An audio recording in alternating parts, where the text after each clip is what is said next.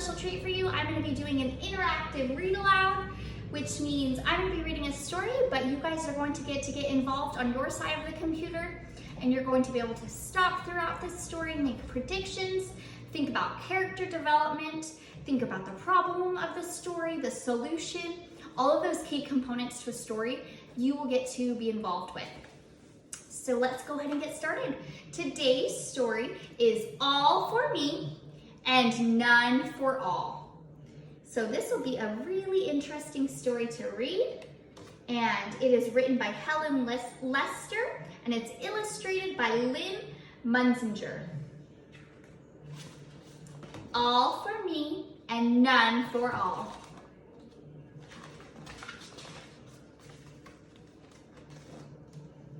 Gruntley was a ball hog.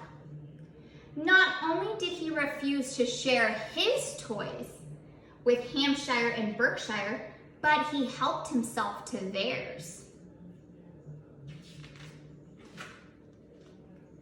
Gruntley grabbed Yorkie's shoes, even though he already had more shoes than feet. Oh wow, I'm just stopping and thinking already. Our character Gruntley doesn't seem like a very good friend. He keeps taking from all of his other friends, and he doesn't want to share with them either. That doesn't seem like a very good friend to me. And it got worse. Gruntley constantly snuck up on Woolworth and Cluck to gather more fluff and feathers so he would have the puffiest pillows. If there was something, he wanted it all for himself. How do you guys think that would make you feel if you had a friend like Gruntley? I don't know if I'd want to be friends with Gruntley, a person who never shares and just takes all of my stuff. I want you guys to think about putting yourself in that position. If, say, you were in the classroom and you were using the blocks and you were taking a break, and one of your friends came over and took all of the blocks away from you and didn't let you play with them. Think about how that would make you feel. I would feel upset, I would feel sad, and I would have my feelings hurt probably because I thought that was my friends, and friends share things. So that would be a good time to make a connection to our story. If you have ever felt like that before, or if you have ever been in a position where someone doesn't want to share with you and it doesn't feel good. So Gruntley so far doesn't seem like a very nice character. What a hog, snorted Hampshire, Berkshire, and Yorkie. He bestows new meaning upon the word hog, wise Woolworth said wisely. Cluck, Cluck said and nodded. She was a chicken of few words. So look at all of those friends staring at Gruntley, saying he's a hog, that means he doesn't share.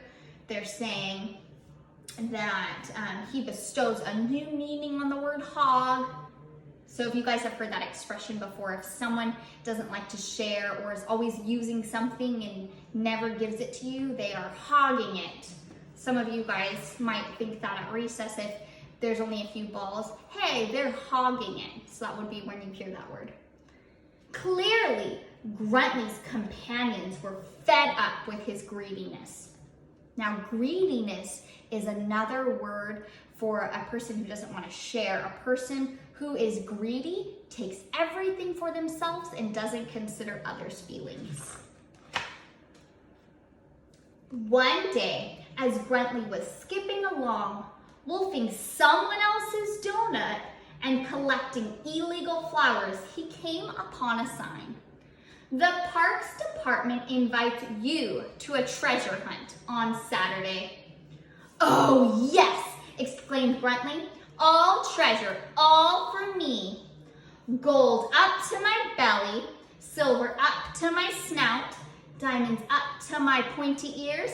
That's what it's all about. Hey! Oh my goodness. And you can see Gruntley imagining what he's going to do if he wins this treasure hunt. He thinks all the treasure is going to be for him and none for nobody else. So I want you guys to stop, because good readers stop. And I want you to make a prediction of what you think is going to happen next in the story. So we've already seen our character Gruntley develop throughout the story. We've seen that he doesn't like to share, he takes things for himself, and his friends are fed up. That means they are tired of it. But it looks like everyone's going to be invited to this treasure hunt on Saturday. So what do you predict is going to happen? And I would love for you to use our sentence frame. I predict that, and make a prediction. So now it's your turn. I want you to practice on your side of the computer. I predict that, and I know I can't hear you, but I'm really proud of those of you who said your prediction using your sentence frame. So Miss Chavez will go ahead and make her sentence frame, make her prediction using her sentence frame. So I predict that Gruntley is going to be a bad friend and take all of the treasure on the treasure hunt on Saturday, and his friends are going to be really disappointed. So that's my prediction. Just so far from the clues I've gathered from the story, I don't think that Gruntley's going to share, and I don't think he's going to play by the rules. So if you guys would like to leave comments too after the video is over, you can always share your predictions in the comments, so that way I can read them. When Saturday came, Gruntley was ready for action. The park ranger explained the rules of the treasure hunt to the eager hunters. You will have 3 clues, he said. I'll give you the first clue. If you follow that and the other clues, you'll find a treasure. Ooh, said Hampshire, Berkshire, and Yorkie. A stupendously superb opportunity, observed wise Woolworth. Cluck, agreed Cluck. That character doesn't ever have much to say. And over the starting line, yes, hissed Gruntley. I'm going to be number 1 and get all the treasure, all for me and none for all. That sentence sounds familiar, and good readers stop and think about what they've read. And I remember all for me and none for all. Hey, that's the name of our story, all for me and none for all. So that seems to be a common theme in our story. The park ranger called out the first clue. Clue number 1, go 50 steps. Then you will see clue number 2, under the sea. Yes! Gruntley was in such a hurry to be in the lead, he didn't bother to hear the end of the clue. And as the others headed off to look under the tree, Gruntley was racing off to the sea. So now is another time to stop and think about what is happening.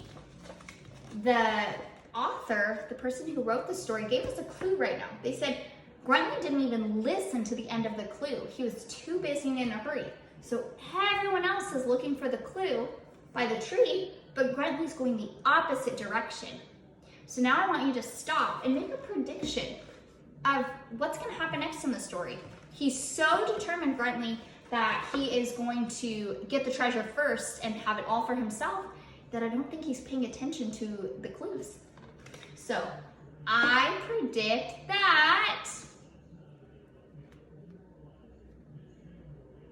and I hope you guys shared your prediction on your side of the computer. So I predict that Gruntley is rushing through and he's not getting the clues, so he's not going to get to the treasure first. This author, the person who wrote the story, keeps giving us more clues, and our story continues to develop. Gruntley did not get far. Gruntley got wet, so he slogged back. As he passed the tree, the second clue, which the other hunters had left behind, blew right into his hand. Clue number 2. To find the next clue and make your heart sing, go to the playground, look under the... Again, greedy Gruntley was so eager to be number 1, he skipped the last word. I've got it, he snorted, wing, look under the wing. And Gruntley is incorrect again. He's rushing through because he wants to be first and he's not paying attention. Several annoyed and squawking birds later, Gruntley gave up the wing idea as he hurried past the playground swing.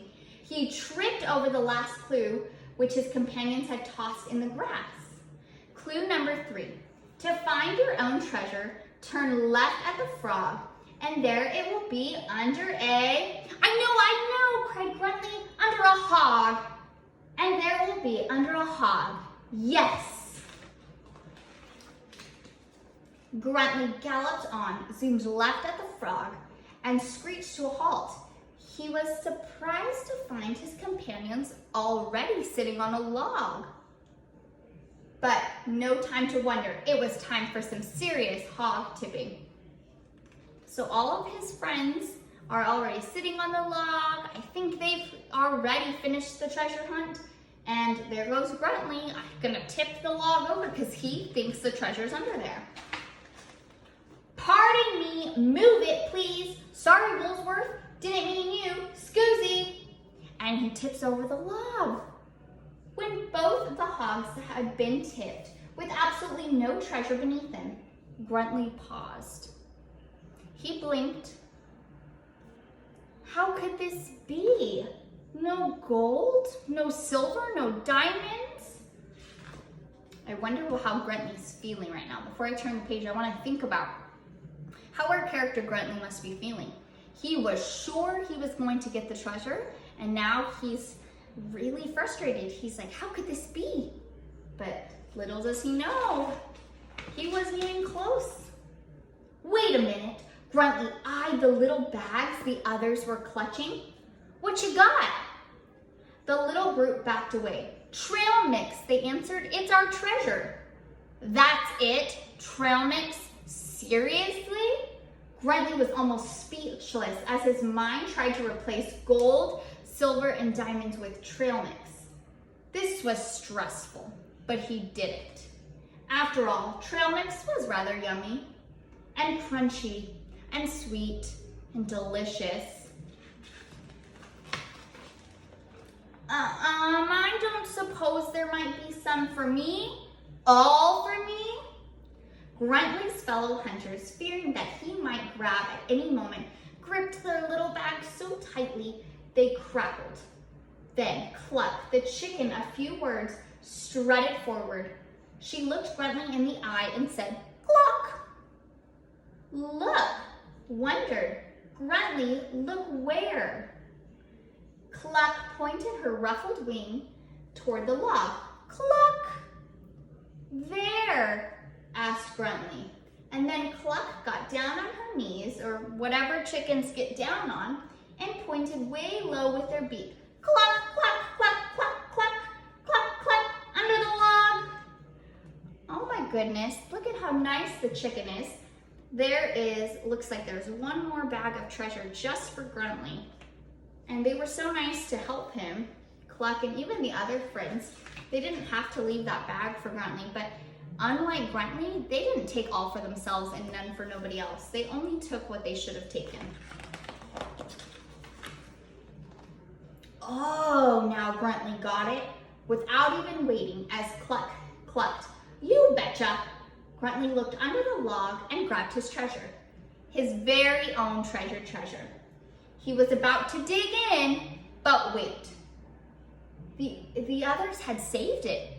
Nobody touched it, or taken it, or snatched it, or grabbed it, or tried even a nibble, or a gobble, or hogged it. Gruntly is really stopping to think, wait, the others could have taken this treasure. I would have taken it all, but no, they left it for me. So he's really having to think about that right now. And he's kind of surprised. Gruntly was so moved by his companion's kindness. And honestly, there was one thing to do. Should he? Would he? Could he? Cluck, cluck, wondered Cluck. As Gruntly moved closer, Hampshire, Berkshire, and Yorkie hugged their treasures, trembling. They're worried he's going to take theirs. Cluck continued to wonder, and Woolworth pulled the wool over his eyes. Gruntly looked at his worried companions. Oh. I want you guys to stop and make one last prediction. So he's walking towards his companions. He started talking to them all. I want you to think about the clue that the author left us. He was so moved by his friend's kindness. And when you're so moved by something, that means you're really you almost want to change because of it. So if I'm so moved by someone's kindness, it really catches me by surprise, and I want to go, thank them or do something kind for them because it really makes me feel good inside. So he's so moved by that. I think maybe Gruntley would like to make a change, but I'm not sure. I would like for you guys to make one last prediction. I predict that, how do you think the story is going to end? So I predict that, and I hope you guys all said your prediction. So I predict that Gruntley is going to give his trail mix to his friends because he realizes that being greedy and keeping everything for himself is selfish, and he wants to be a good friend to his friends. The little group all took a deep breath. Gruntley just smiled. Almost all for me, but some for all, Gruntley shared. Aw, that was a really happy ending to that story. And I really liked the way that Gruntley learned his lesson throughout the story. He learned, and I know it's such a saying that we say all the time, but sharing is caring. When you offer to share your things, and you guys all do such a great job of this in the classroom, it makes others feel good, and sometimes it feels better to do something nice for someone else than it is to receive. And I love seeing you guys do this at recess. You're so willing to share your toys, whether it's the balls, whether it's the swing, you're always willing to share. Even at lunch, you guys do such a good job of this. If one of you doesn't want your fruit or the fruit cups or the trail mix, you guys always share with one another, and I really love that about you guys. So I want us to kind of look at the story before we end our video. And so our main character, I'm gonna write this down. These are the components of a story that we really want to focus on. Our main character was Gruntley, and I hope you guys all said that. Gruntley. We saw our character Gruntley throughout the story, and we saw him really change for the better. We learned in the beginning that he was selfish. He wanted to keep everything for himself and none for others. And towards the end of the story, we saw him on the last page share his trail mix. The problem of the story, now there could be a couple different problems that you guys think of, and I'm gonna move my stool so I can write a couple different problems, but I think the one that we all saw consistently throughout the story was that Gruntley did not share. We saw throughout the whole story that he was greedy. He wanted to keep everything for himself. So our problem of the story was Gruntley did not share. And the solution, that's how our story ended. That is how our problem was resolved. Our solution was Gruntley shared with his friends. And I hope you guys can see this. But I think it's really important because if you guys have a piece of paper at home you would like to write this down on to practice your writing or your handwriting, that would be awesome. If not, I took this nice cool whiteboard from school so that way we have something to do our lessons on, and it's a little bit bigger than a piece of paper. So I hope you guys loved this story and learned a little bit of a lesson from it. And I hope you guys have a great day, and I'll see you in the next video.